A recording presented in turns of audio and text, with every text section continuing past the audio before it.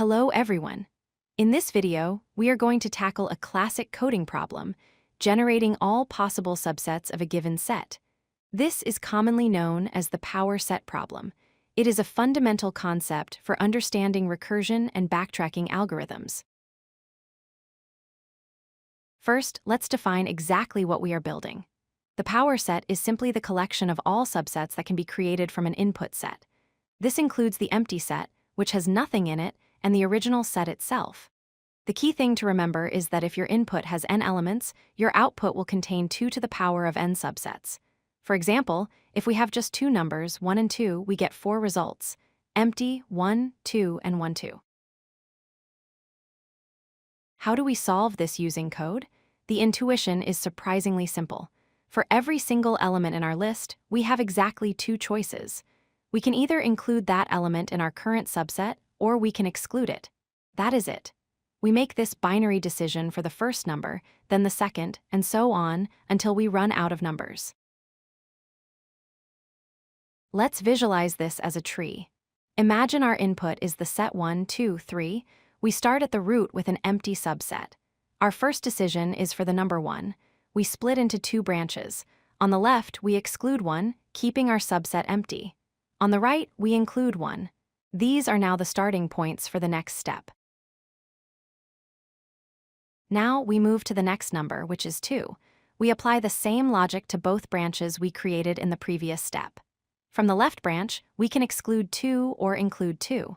From the right branch, where we already had 1, we can also exclude 2 or include 2. This branching process continues until we have made a decision for every number. When we implement this, we typically use depth-first search.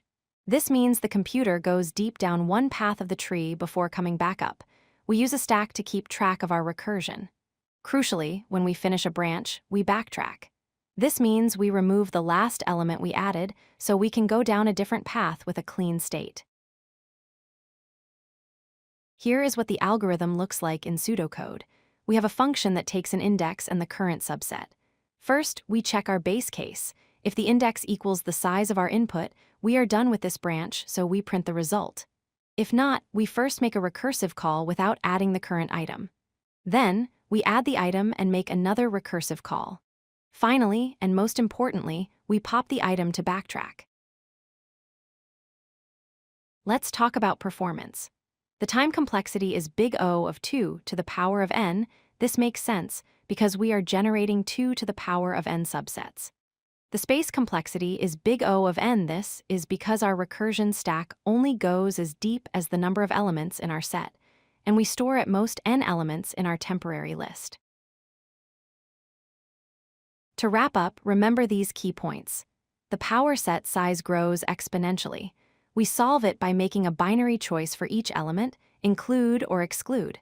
We implement this with recursion, and we use backtracking to explore every possible combination efficiently.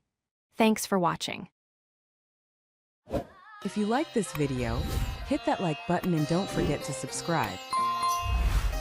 Visit codelucky.com for more such useful content.